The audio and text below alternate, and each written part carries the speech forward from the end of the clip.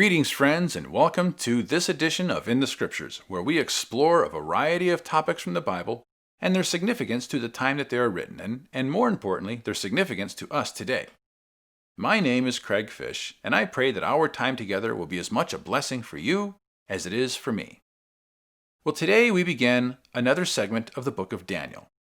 We will begin looking at Daniel chapter 7, and in so doing, we are going to see a powerful and important principle of Bible prophecy truly emerge from the pages of the Scriptures.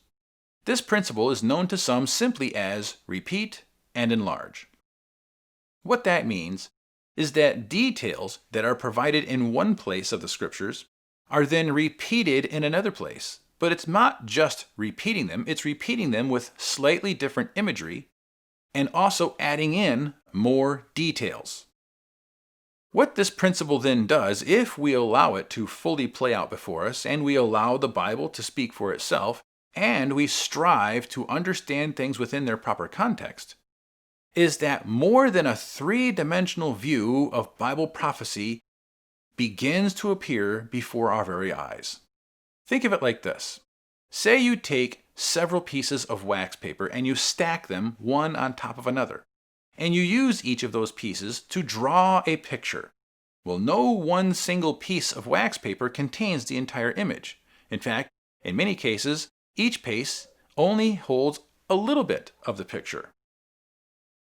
One piece may have the general outline, and the other pieces will have the details that fill in that picture so that when they are properly placed together and pressed down, the entire image emerges from that wax paper that was intended for anyone to see.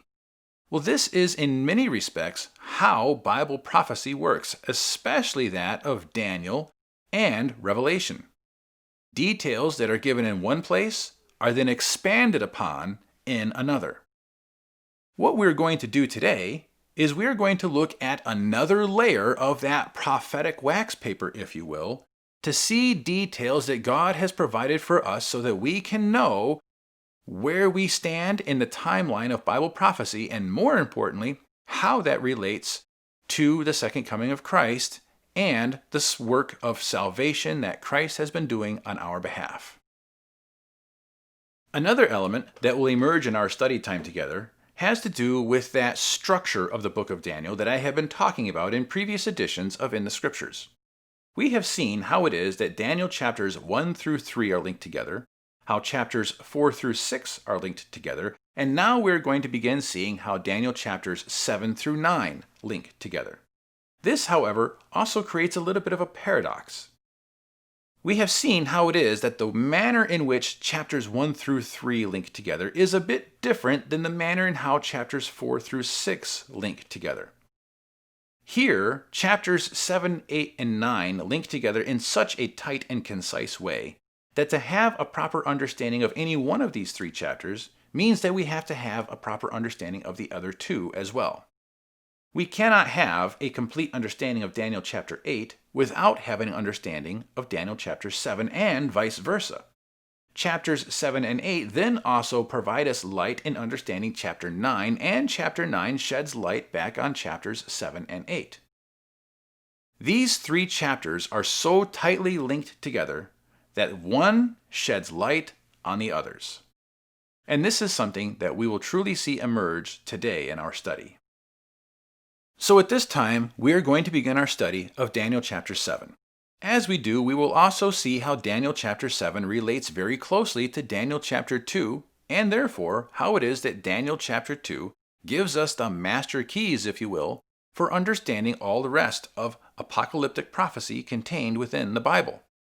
We will also see additional details added in that Daniel 2 left out. This is done on purpose, of course, and it is done so that we can have a more full understanding of the timeline of Bible prophecy, where we stand upon that timeline, and how it relates to the single most important event in all human history, and that is the second coming of Christ and the eradication of sin. So without any further delay, let's get right into our study of Daniel chapter 7.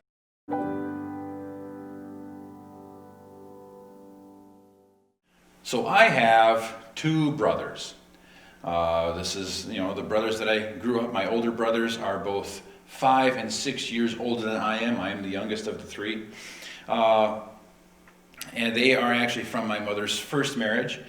And so I am a few years younger than they are. But as we grew up, the way our mother raised us was, as we were getting a little bit older, we were given kitchen duties. In other words, aside from just doing things like helping out with washing the dishes, we each had a night of the week where we would cook dinner, if you will, which led to some interesting meals from time to time. But my middle brother, his name is Larry, he took a greater interest in doing this than myself or my oldest brother did, even though we still took an interest in it, and he took more of an interest in it in the long run. But he also took an interest in doing these kinds of things earlier in life than we did as well. And there was one day, we were living out in a country home. We had several acres of open land that we were living on at the time. And it was a Sunday afternoon, a beautiful day, much like what we have right now. And I remember this day very distinctly. It was such a nice day, we actually had our dinner on a picnic table in the back of the house, outside. It was in the yard. It was such a nice day.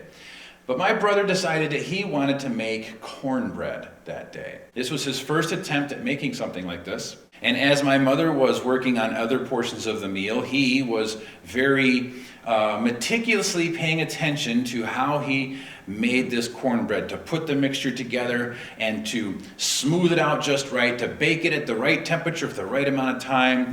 And it was something that he took a great deal of care in making sure that it was a delicious looking batch of cornbread when he got done. Now, he did such a wonderful job at this that he was given the honor, when it came time for us to sit down and eat, he was given the honor of taking the knife and cutting the various pieces of cornbread and dishing them out so that we could all have a piece. But something was amiss with this cornbread. He was so careful in putting it all together. It looked so delicious. It smelled wonderful. But the instant we bit into this cornbread, we knew something was very, very wrong. Now, I am no connoisseur of cornbread.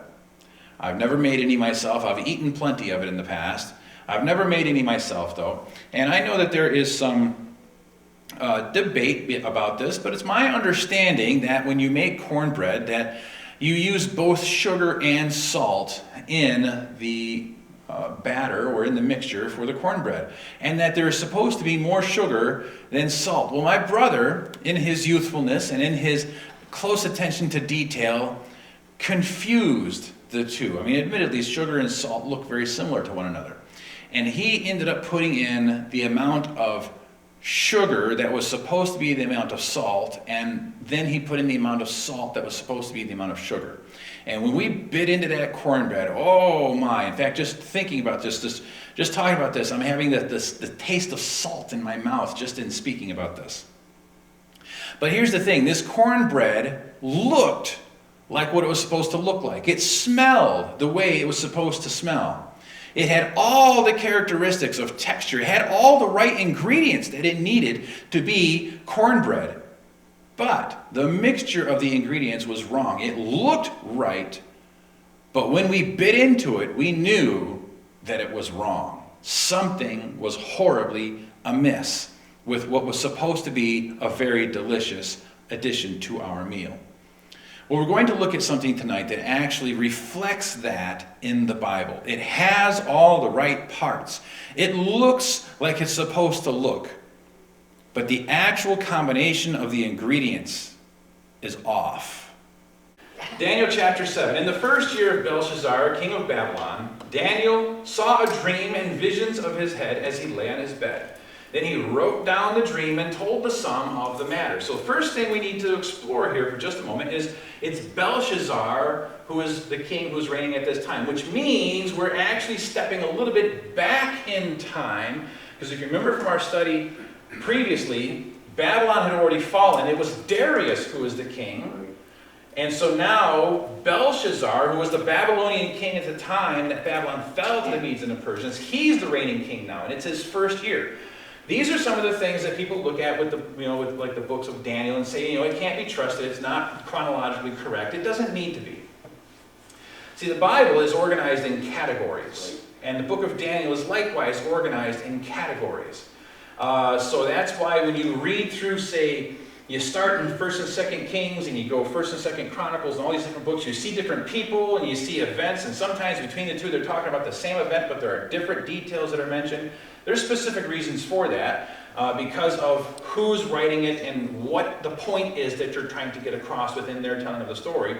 But then you go all the way through, say, Psalms and Proverbs, and then you get into Isaiah, all those many pages later, but Isaiah was talked about back there in 1 Kings.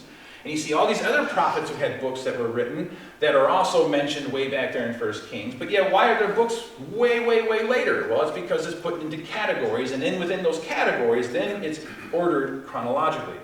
Well, Daniel does the same thing. So we have the first few chapters that are kind of grouped together. Then we have the kind of what you can think of as biographical information. The stories 4, 5, and 6, those chapters of Nebuchadnezzar and the fall of Babylon, Belshazzar and so forth, and then the story of Daniel and the lion's den, which we just looked at. So this one is now kind of setting the clock back a little bit to Belshazzar being the king, and it's just before Babylon falls to Medo-Persia. In fact, it's a few years later that event happens. So this kind of gives us an idea of when this is taking place. But he has this dream, and it's something that it stirs him, if you will. So much so that he writes the dream down and tells it to some others. Now we can think that these may be those very same close companions that he had, Shadrach, Meshach, and Abednego, that he's sharing this with. Okay? And remember, as we discussed before, that in the ancient world, if you had a dream that really kind of stirred your spirit and disturbed you a little bit, then you were tempted to think that this is God or the gods, depending on your belief system that you approach it from, that they're trying to communicate something of significance to you. So Daniel is seeing this as something significant enough to write it down and to tell it to others. Okay? Now let's continue.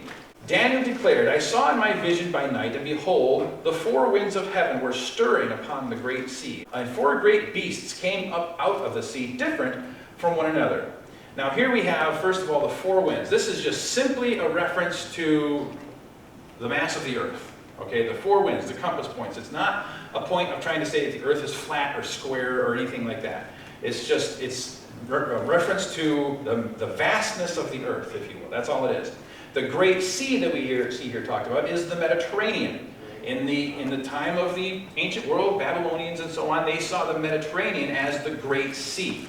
The first was like a lion and had eagle's wings. Then as I looked, its wings were plucked off, and it was lifted up from the ground and made to stand on 2 feet like a man. And the mind of a man was given to it. Now some of your versions may say the heart of a man was given to it. And behold, another beast, a second one, like a bear. It was raised up on one side. It had 3 ribs in its mouth between its teeth. And it was told, arise, devour much flesh. After this, I looked, and behold, another, like a leopard, with 4 wings of a bird on its back. And the beast had 4 heads, and dominion was given to it. After this, I saw in the night visions, and behold, a 4th beast, terrifying and dreadful, and exceedingly strong.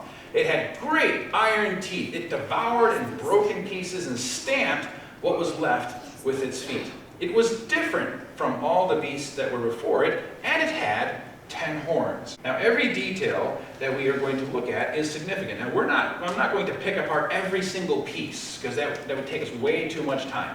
But we'll discuss enough for us to really see what it is that's happening here. So this is some dream, isn't it? I mean, if we were to have that dream, I'm sure we would take notice of it too, and maybe try to write it down and tell somebody else. But the first thing that Daniel sees is this lion with wings. And what's significant is, of course, the first detail about being the Great Sea, the Mediterranean. As we're going to continue, we are going to see that these are nations that arise on the earth, and the fact that they are all seen coming up out of the Mediterranean tells us that they come from that part of the world. Then he sees this bear that comes up out of the sea. It's bigger on one side than it is on the other, and it has 3 ribs in its mouth, but the perplexing imagery does not stop there. Next we have this leopard that has 4 wings and 4 heads. And then after that is this creature that's really just only described as being terrifying and dreadful and exceedingly strong with iron teeth and, of course, 10 horns. This is something that he doesn't even tell us what it is. It's just this great, terrifying, dreadful thing, something to be afraid of. And as he continues, I considered the horns, and behold, there came up among them another horn, a little one, which before 3 of the first horns were plucked up by the roots. And behold, in this horn were eyes like the eyes of a man, and a mouth speaking great things. So the last thing that Daniel sees regarding at least these creatures anyway, in this vision, is this little horn that pops up, and he has this kind of a face, eyes and a mouth. The mouth is speaking great things, or some versions may say pompous words. As that little horn comes up, 3 of the previous 10 horns are plucked out. This is all very significant. Now there is more for us to look at in this chapter because the vision is not done yet. But before we get into that, we need to actually kind of jump ahead in the chapter just a little bit so that we can go back in the chapter and gain a little bit of understanding. So let's just kind of cruise ahead. We are going to cover everything, so don't worry. These 4 beasts, this is verses 17 and 23. These 4 great beasts are 4 kings who shall arise out of the earth. As for the 4th beast, there shall be a 4th kingdom on earth, which shall be different from all the kingdoms. It shall devour the whole earth and trample it down and break it in pieces. Now the first thing we have to recognize here is that this wording of king and kingdom is being used interchangeably. So when it's talking about 4 kings, it's not a reference to 4 specific individuals. Like King Henry or something like that. It's a reference to the kingdom that the king represents. As we just saw, the 4th beast is a 4th kingdom. Now, before we go any further, we see 4 creatures, and we're told that they are 4 kings or 4 kingdoms. So does this sound at all familiar to anything else we've already studied in our course of time together? Anything else even remotely resembling anything that we have looked at so far? Well, I believe that there is. Remember, if you will, from our first night together, from Daniel chapter 2. There we saw a dream that Nebuchadnezzar had that depicted a statue that represented various kingdoms that would rule the known world from the time of Daniel, from the time of Nebuchadnezzar, down until the second coming of Christ. He started out with this head of gold being Babylon, which was conquered by the Medo-Persian Empire, which was represented by the silver arms and chest. And then, of course, the Medo-Persian Empire was defeated by the Grecian Empire under Alexander the Great. And the Grecian Empire then fell to the Romans, represented by the iron legs. Now, without getting into the feet at this point, which we will but in just a moment, I think we need to take a short moment and reason through some of this. Here we have 4 kingdoms, which the 4th one being represented by iron, and the 4th beast in Daniel 7 having iron teeth.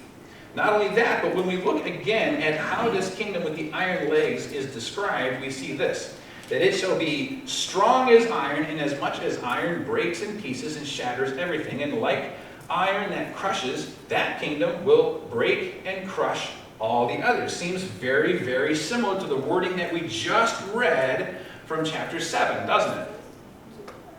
Well, it's the Roman Empire, the iron legs of the Roman Empire are represented by this great and terrible beast that it's not really described to us what it is. It's just terrible and dreadful and exceedingly strong, and it has these iron teeth. If those 2 things represent the same thing, then these other creatures that we looked at likewise also have to coincide with the rest of the image from Daniel 2.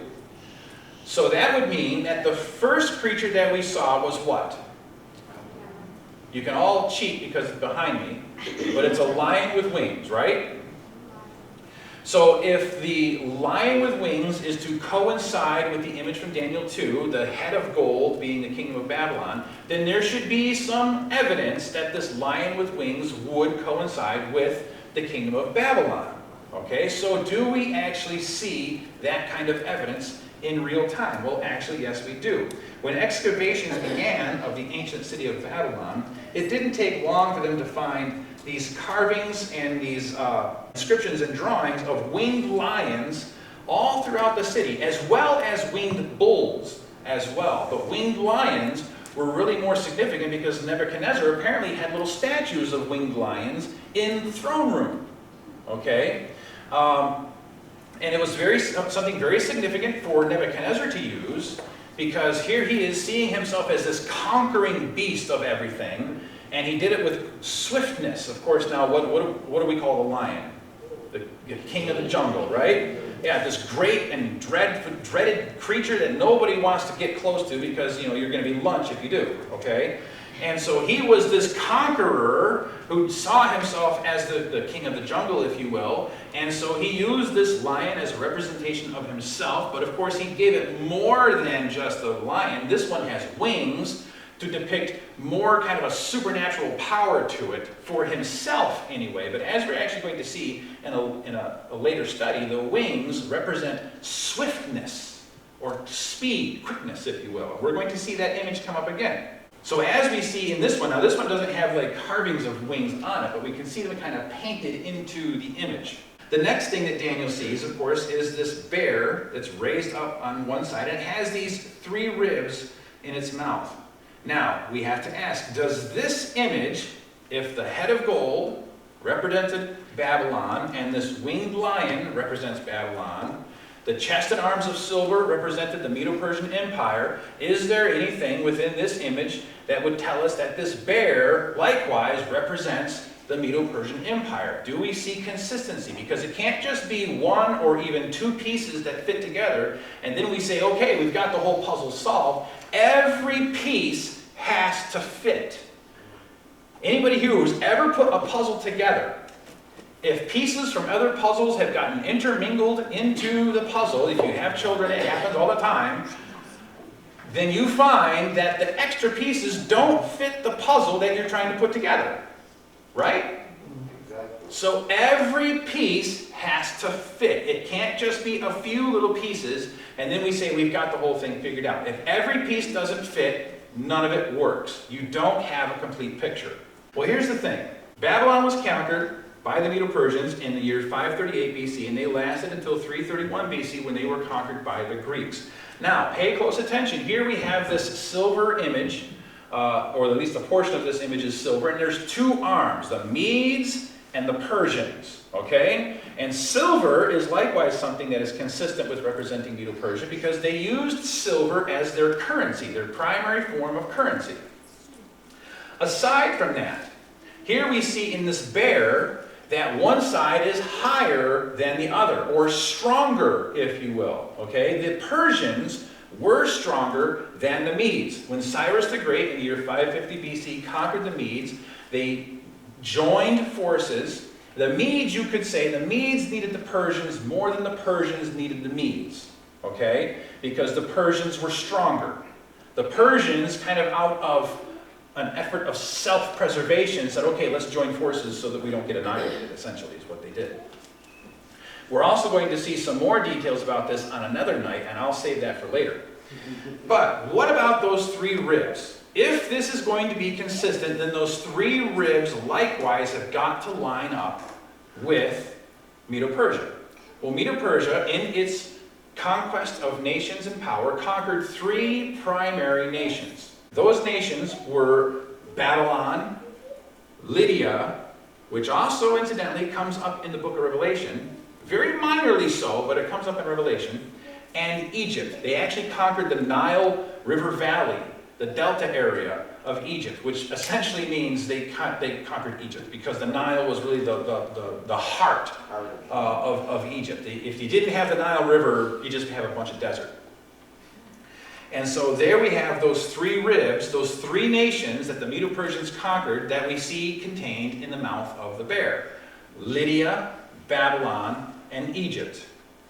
Now what comes next? We have this leopard with 4 heads and 4 wings. Now again, if the thesis that I am presenting to you, that the images of Daniel 2 coincide with the images of Daniel 7, then who is it that I actually just said this a moment ago, conquered the Medo-Persians? It was the Greeks. Right. And in Daniel 2, here we actually, it's wonderful that we have both of these side by side. In Daniel 2, it was the belly and thighs of bronze, and the Greeks were well known for their use of bronze. They used it in a lot of weapons and armor and so on and so forth. Aside from that, does this leopard with 4 heads and 4 wings, does this image coincide with Greece? Does the imagery fit? Well, let's take a look at this. First of all, we see 4 heads, we see 4 wings. Now, the Medo-Persian Empire was conquered in 331 BC by Alexander the Great. Okay? Interestingly enough, Alexander the Great, known for his tremendous military strategics, was horribly outnumbered in their first incursion with the Medo-Persians. But he outsmarted them. You don't have to necessarily be stronger than your opponent. Most times you just need to be smarter than your opponent. And that was one thing that we can look at history and see Alexander was a very intelligent individual. Okay? If we were to give him an IQ test, he probably would have scored off the charts. But Alexander the Great, remember how I said that the wings represent swiftness. Now, Nebuchadnezzar, incidentally, when we look into Babylonian history, he was not the guy who founded the Babylonian Empire. His father, Nabopolassar, was also a king of Babylon. He was the guy that got the ball rolling. Okay? But Nebuchadnezzar is the guy who stepped up to the plate and made it an empire. Okay? Alexander the Great, likewise, his father, Philip of Macedon, had this vision of unifying the Greek city-states. Because that's what it was for a very long time. All these city-states, Athens, Sparta, Corinth, all these different places, they all kind of had their own little thing. Okay? They didn't want to work with one another. Okay? They felt that if Sparta and Athens were to somehow join forces, then they would lose their Spartan and Athenian identity. It's really kind of foolish thinking if you think about it. But Philip of Macedon fought to try to unify these various city-states. He was assassinated in the process, but his son, Alexander the Great, did what his father was unable to complete. And he unified these various city-states and made what we know as the Macedonian Grecian Empire. And in 11 years' time, think about this, in 11 years' time, from Macedon, the Mediterranean Sea, to India, he conquered everything in 11 years' time. Now, even by today's standards, that's next to impossible. And he did it on the back of a horse. Okay? Going up against elephants, going up against insurmountable odds at times. There were many times when his military was outnumbered, but he beat them. Okay? But there was also a problem. See, though he was a brilliant and masterful military strategist who swept the known world from Macedonia to India in 11 years, he could conquer everything but himself. See, Alexander the Great had a drinking problem. And in fact, he actually killed one of his best friends in a drunken argument over him claiming to be as great as Hercules. Okay? I mean, you're talking mythology here. And so Alexander the Great was saying, I've done more things, greater things than Hercules. And then his friend was saying, oh, be careful, Alexander, you're really treading on touchy ground here. And so they got into this drunken fight, and Alexander killed him. Okay? Because he couldn't control himself. He could control everything else but himself. So when he finally died, he made it back to the city of Babylon. That's where he passed away. But he didn't have a successor. And some believe, when they look at some of the descriptions of what it was that killed him, some believe he had malaria. Some believe that there was poisoning that took place, like an assassination attempt to remove him. Others believe that he actually drank himself to death. He died from alcohol poisoning. Okay? Either way, when he died, he did not have a successor for the throne. And it is reported that his last words, when he's asked, who do we give the kingdom to? It's his last words. We don't really know if this is really accurate, but it's reported that he said, to the strongest. As such, the Grecian Empire was divvied up to Alexander's 4 primary generals, Lysimachus, Ptolemy, Seleucus, and Cassander. Now, I wouldn't necessarily expect you to remember all those names, but this actually becomes more important later in the book of Daniel, and unfortunately, because of time, we aren't going to be able to get into all of that. But we see that of those 4, Cassander and Lysimachus, the 4 of them, for a very brief period of time, were able to kind of coexist, if you will. But it didn't take long for civil war, infighting, and so on to happen. The territory that Lysimachus and Cassander had were swallowed up by the Seleucids and the Ptolemies, and that's really what you then have, is the Seleucids and the Ptolemies struggling back and forth over a pretty long time. Until, of course, the Romans come along and put an end to all of that. And so, with the speed that Alexander the Great conquered the known world at the time, with the fact that when he died, he left it to his 4 generals, hence we have the speed with the 4 wings and the 4 generals being the 4 heads. This leopard very aptly represents the Grecian Empire. But then, of course, we have already pointed out that this 4th creature lines up with the iron legs from the statue of Daniel 2, and as history tells us, clearly, it was the Roman Empire that conquered the Grecian Empire. And we have also seen that there are some other issues that are involved as well. Now, if we're looking at Daniel 2, we get down to those toes, right? Now, between 2 feet, how many toes do you have? You have 10 toes, normally. This creature that Daniel's looking at has 10 horns. Now, when we get down to the feet in the image of Daniel 2, what's the next thing that happens? Do you remember? There's this big rock that gets cut out without hands, and it strikes the image on the feet and smashes the whole thing into little itty-bitty bits, and it gets blown away by the wind, and then this rock becomes a mountain that fills the whole earth. What is that depicting? It's the second coming of Christ. Okay? So, in Daniel 2, we go from Babylon, Medo-Persia, Greece, Rome falling apart into its divisions that were never able to really weld themselves back together. We talked about that a little bit, about how they've tried it through war, they've tried it through marriage, they're trying it through economics now. Every single attempt has had some apparent success, but they've all ultimately failed. Okay? Now, of course, in Daniel 2, the thing that happens after that is Christ coming and setting up his kingdom. Okay? But in this vision, there are some additional details that are provided between that division of Rome and the coming of Christ. We're going to take a moment and we're going to look at what some of those details are. Namely, also, there's this little horn that pops up. So let's take a look at what it is that Daniel sees. I watched till thrones were put in place, and the Ancient of Days was seated. His garment was white as snow, and the hair of his head was like pure wool. His throne was a fiery flame, its wheels a burning fire. A fiery stream issued and came forth from before him.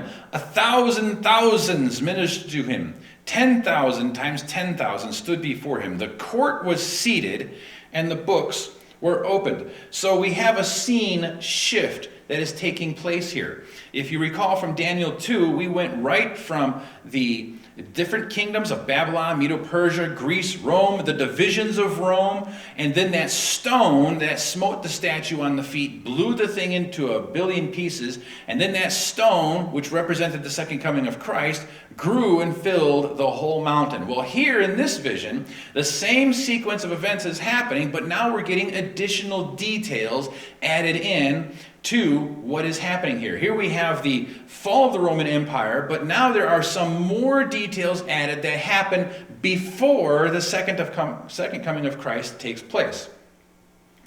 And let's take a look at what we see here. First of all, we have the description of the Ancient of Days. The Ancient of Days is God the Father.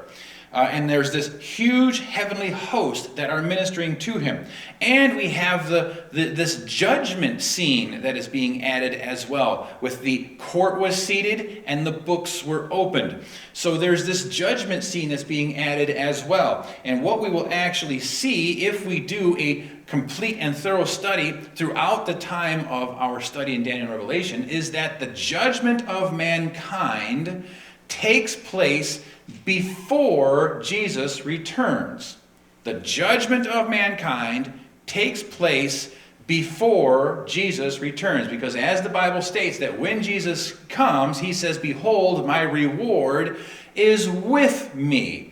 And the only way that he can have his reward with him at that time is if he has already determined what that reward is going to be, which means that the judgment takes place before Jesus returns, and that is what we are seeing taking place here, is this addition to a courtroom scene where the judgment of mankind is taking place with these different heavenly host bodies, this vast throng of an angelic host that is there, and this judgment scene. The books are being opened and the court being seated. I watched then, because of the sound of the pompous words which the horn was speaking. It's that little horn that we're talking about now.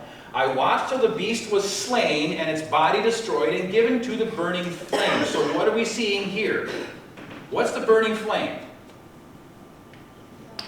Any guesses?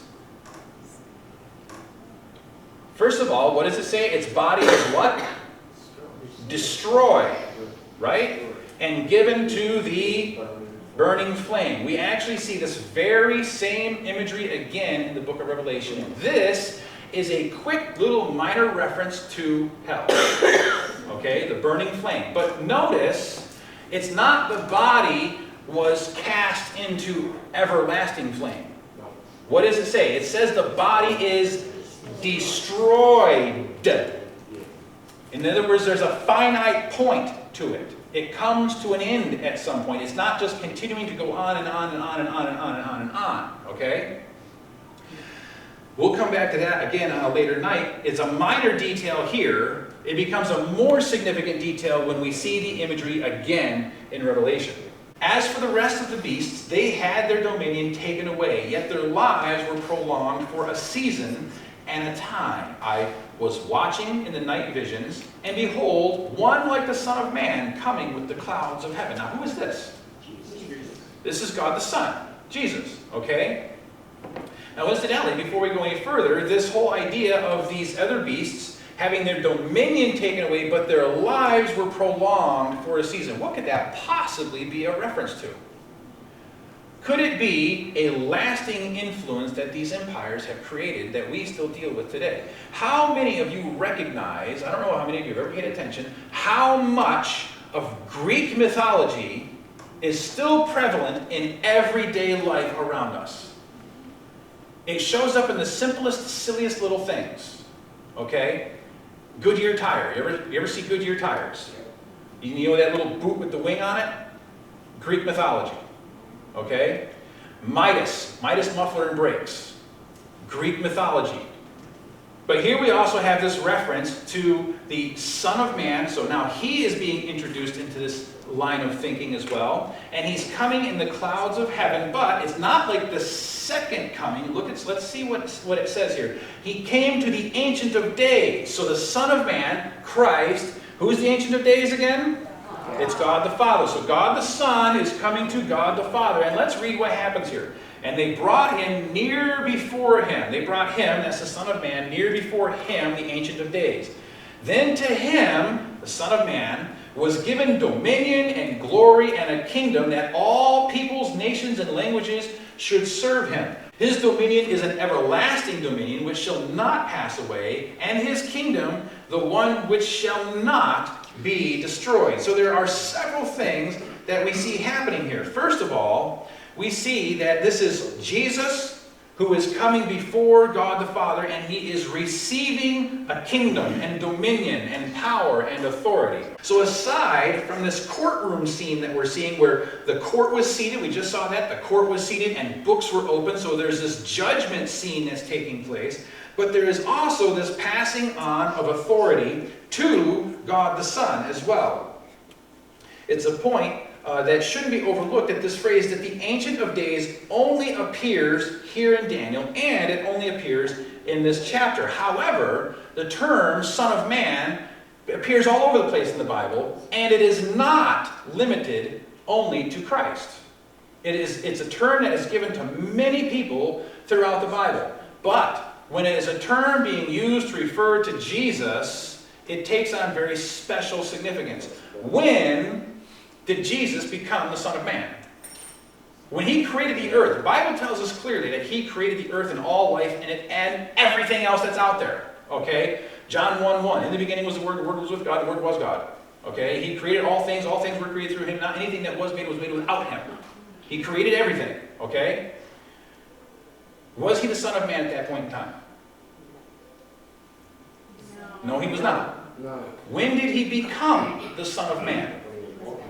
When he was born, the incarnation at Mary. Therefore, because Daniel is clearly referring to Christ, but also referring to him as the Son of Man, this point of the vision absolutely has got to be taking place after Jesus' earthly ministry. It has to be after that. It cannot happen before. It has got to be after. Because Jesus was not the Son of Man prior to his incarnation. Now, another detail is that even though we know that the term Son of Man is used throughout the Bible to refer to a variety of people, Ezekiel, for example, God speaks to Ezekiel and addresses him as Son of Man. Many times he does that. But clearly the context here is that this term Son of Man is a direct reference to Christ. And the imagery of fire and the clear allusion to Jesus Christ, this is a clear reference to Christ after he has completed his earthly ministry and has engaged in the ministry on our behalf as our heavenly high priest. This is another detail that I'll get into more clearly tomorrow morning as we look at chapter 8. Okay? For now, I'm going to kind of move past this a little bit, but more details are coming. I'm not trying to leave you confused. But as we read, Jesus also here receives dominion and a kingdom which will not pass away or be destroyed like all those other kingdoms that have come and gone. Which means that Jesus is also being described here as taking upon himself the role of King of Kings. Something that becomes much more prominent in the book of Revelation. What is of the utmost importance is the fact that this role is what Jesus takes upon himself before he returns to claim his people and take them home. Because in the Bible, in the book of Revelation, where it talks about Christ coming the second time, he is coming as the King of Kings. Here in Daniel, he is being described as now receiving that role, which is a role that he takes upon himself before he comes. Because what else does the Bible say? Behold, I come quickly, and what? My reward is with me. He doesn't come quickly to figure out what your reward is. The reward is already there. And what are those rewards? It's either life or death. It's not eternal life in one place or eternal life in someplace else. It's life or death. Throughout the Bible, those are the only choices available. From beginning to end. It's life or death. And we're going to get into more detail about that in a later study as well. But as we continue, I'd like us to direct our attention to something that an individual by the name of Dr. William Shea says regarding this. He states, when the great final judgment in heaven comes to an end, the kingship of God's eternal kingdom will be reaffirmed to the Son of Man, Jesus Christ. Reaffirmed to the Son of Man. Then he will return to earth and gather up all his saints, living and dead, and take them to his kingdom. So now let's see what it is, how this plays out in the book of Daniel as well. I, Daniel, was grieved in my spirit within my body, and the visions of my head troubled me. I came near to one of those who stood by and asked him the truth of all this. So he told me and made known to me the interpretation of these things. So Daniel's still in vision, okay? He's still seeing the scene, and he wants to know what's going on. Because obviously there's a lot that's going on here, and nobody's expecting him to just automatically know what all of this stuff is supposed to represent. Those great beasts, which are four kings which arise out of the earth. But the saints of the Most High shall receive the kingdom and possess the kingdom forever, even forever and ever. Then I wished to know the truth about the fourth beast, which was different from all others, exceedingly dreadful, with its teeth of iron and its nails of bronze, which devoured, broke in pieces, and trampled the residue with its feet. And the 10 horns that were on its head, and the other horn which came up, before which 3 fell, namely, or specifically, that horn which had eyes and a mouth which spoke pompous words, whose appearance was greater or larger than his fellows. So Daniel is wanting to know what's going on here. He wants to know the interpretation of all these things, but he's got special interest in knowing about this little horn. I was watching, and the same horn was making war with the saints and prevailed against them until the Ancient of Days came, and judgment was made in favor of the saints of the Most High, and the time came for the saints to possess the kingdom. When does that happen? When do the saints possess the kingdom? What is the kingdom that is being passed on to the saints? What is that kingdom? Okay? Well, this is actually something we're going to get into next week. But the Bible tells us that, behold, I saw a new heaven and a new earth, where the former heaven and former earth had passed away. Okay? And this new heaven and new earth are a place wherein dwells righteousness. That's a very important detail. What kind of a kingdom would God set up for the saints to take if it was not a kingdom where righteousness dwells?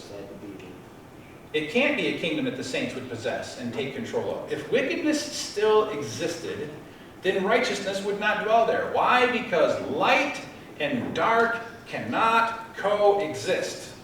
When we walk into this room, when I walk into this room before any of you get here, I turn on the lights. It's dark, I turn on the lights, and the darkness has no choice but to scatter. When God steps into an evil situation, evil has no choice but to leave.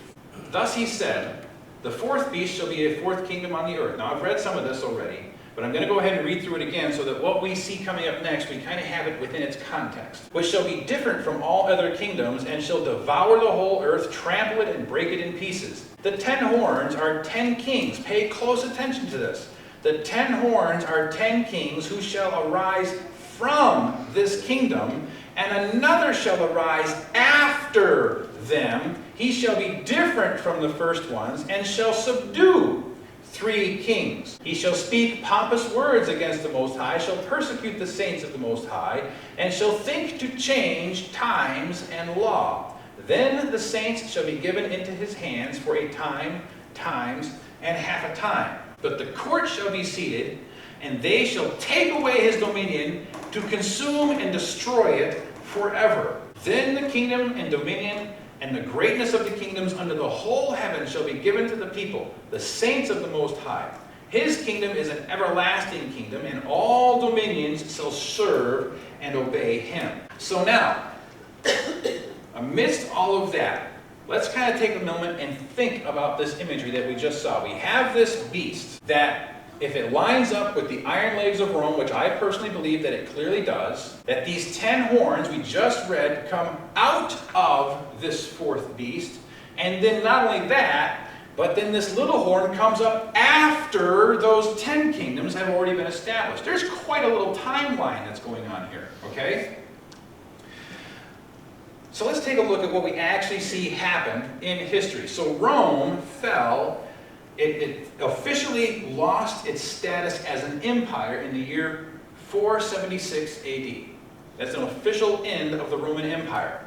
It kind of sort of muddled along for a little while, but it didn't have any kind of power or clout after that, okay? Now, in the year 538 AD, so what, about 60 years later or so, Emperor Justinian decided to move the capital of Rome from the city of Rome to a whole other city elsewhere, okay? He moved it away from Western Rome over to the Eastern Roman Empire, which became known as the Byzantine Empire, okay? Now, there are some important details to also keep in mind here. And that is that one of the reasons why Rome fell, you know, these other empires that we looked at, they were all defeated. Babylon was defeated by the Medo-Persians. Greece defeated the Medo-Persians. The Romans defeated the Greeks. Nobody came along, no single empire came along to defeat the Romans. Rome kind of fell apart on its own. It did a really good job of messing everything up, and they fell apart. Part of what was happening was that there were various barbarian tribes taking pot shots at Rome and whittling out a little territory for themselves that Rome couldn't keep control of, okay? And here we actually see what some of that is. That there's one group that was called the Illini. They became the Germans. The Franks were France. The Visigoths became Spain. The Sude became Portugal. The Lombards became the Italians. The Burgundians were Switzerland. The Anglo-Saxons, that's probably the most common term that we know of from all of these, became the British, or the English, if you will. And then we see these ones here at the bottom, the Heruli, the Ostrogoths, and the Vandals. Notice, if you remember, how it is that this little horn, when it came into power, that 3 of these 10 were uprooted out of their place, okay? A very important detail. So here we have that when Justinian left the city of Rome and moved the capital elsewhere, he didn't just leave it in a vacuum. No. He left somebody else in charge. He left somebody who was already kind of in a power seat position, if you will. What he did is he invested the Pope with political power to continue reigning in his stead as Justinian left. So what we have now is an individual with unlimited religious authority combined now with unlimited political authority as well. Now, if this were in a perfect world, that might be an excellent mix, but we're not in a perfect world. You take complete religious authority and complete political authority and combine it into one man, and then you season that with sin, you have a combination that will be a disaster, guaranteed to be a disaster. And this is what ended up happening. So we have this little horn that pops up, and it has to come up after these other 10 kingdoms have already been established. These other 10 nations are already established. Rome falls in 476. These other 10 kingdoms establish their territory and establish their nationhood. These three at the bottom list didn't go along with the demands of the papacy. Wow. So I hope you are beginning to see how it is that tremendous amounts of detail are packed into the usage of Bible prophecy. God is conveying important details to us, friends. He wants us to know and see how Satan has been setting up his counterfeit for a long time now in an effort to do nothing more than deceive mass amounts of people by believing in a lie. Satan is a master deceiver, and we see something play out in this chapter by Satan presenting his deceptive counterfeits. In the exact same way that God conveyed a truth in Daniel chapter 2, and Nebuchadnezzar then twisted that truth into a lie in Daniel chapter 3, we see Satan take truth that God has given to us and twist that into a lie. But just in the exact same way of Daniel chapter 3, that Daniel's friends, Shadrach, Meshach, and Abednego, did not bow down to the lie, in the same way God's faithful people will not bow down to the deceptive lies that Satan presents. The hard part about this is that Satan does not make it look like a lie. Rather, he does everything he possibly can to mix as much truth and good into the lie to make it look just like the truth. Just like the cornbread talked about at the beginning of this presentation. It had all the right ingredients. It looked right. It smelled right. But when we bit into it, we knew it was wrong. And the only way we can truly know that we are not being deceived by Satan's lie that looks so much like the truth is to be well grounded in what truly is in the Scriptures. Friends, I don't know where you stand with Christ right now. Perhaps you have taken the time and you have been living a life that it leads to salvation for years now. Perhaps you have not yet made that decision. Perhaps you're trying to figure this all out still. Friends, don't wait until you have all the answers figured out, because I will tell you this. You will never have everything figured out. Nobody has ever figured everything out. As we are going to see in our study of Daniel chapter 8, not even Daniel had everything figured out. This leads me to plead with you. Don't wait until you have everything in a logical sequence and have all the answers to all your questions. Cry out to God now. He has promised salvation to us through the blood of Jesus Christ. And that gift of salvation is as much yours as it is anybody else's. But it's only yours if you claim that promise for yourself. The Bible has given us everything that we need. God has conveyed everything that we need to know that He is, and that He is the rewarder of those who believe in Him. God has taken the time to give us enough detail so that we can trust Him and the words that He has given to us within the Holy Scriptures. Take this opportunity now. Surrender your life to Christ. Invite the Holy Spirit into your life and allow yourself to experience the salvation that only God can give. Satan is trying to deceive you. Satan is the one that wants you to have all the answers first. But faith is stepping forward, but it's not blind faith. It is faith in which God has conveyed to us evidences of how he has led in the past so that we can know he will truly continue to lead in the future. It's in the exact same way that when we get into our car every day, it is by faith that we put the key into the ignition and turn that key, and it's by faith that we trust the engine will start. And why do we have that faith? Because it started every other time that we put the key in the ignition. Every time we put our foot on the brake, the car stopped. Every time we put the transmission in gear and put our foot on the gas, the car went forward or backwards, if that's the direction you're wanting to go. But the car did everything you needed it to do. And you believe, you have faith that it will continue to do that because it worked every other time in the past. Now, of course, this is an analogy that breaks down because, well, cars break down. But we use them because we trust that they will continue to work for us as long as they are working properly because they have worked for us in the past when they were working properly. Well, that's the exact same thing as it is with a relationship with God. He is working in our lives. He has been working in each of our lives, leading us to salvation. And this is the same kind of faith that he wants us to place in him. If we can put a faith in a car, faith in a key that will start that car, then friends, I think we can take that measure of faith and believe in the God of creation and of salvation. Well, friends, that is all of our time for today. If you would like a full-length version DVD copy of this program, then simply write to us at the email address that is coming up in just a moment. Give us the information that we need, and we will see to it that a copy of this program or any other program that you request from In the Scriptures will be provided to you. Thank you so much for allowing me to be a part of your day today. May God richly bless you as you walk with him. Thank you for joining us today for In the Scriptures.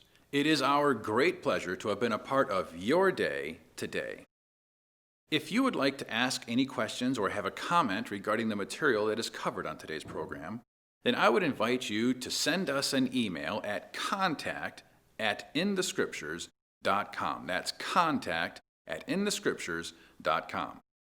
We also have a free offer this month. It comes to us from the ministry It Is Written and is simply titled, Can God Be Trusted? If you would like your free copy of this study guide, then send us an email at that same address of contact@inthescriptures.com. and let us know how to get your free copy of Can God Be Trusted into your hands. If you would like to participate in a thoughtful, rational, and edifying dialogue regarding any of the material that is covered on In the Scriptures, then we will be happy to correspond with you in an edifying and intelligent manner.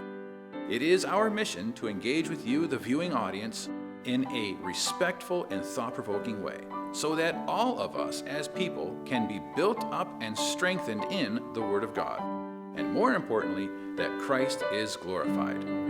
Once again, that email address is contact@inthescriptures.com. Thank you again for watching.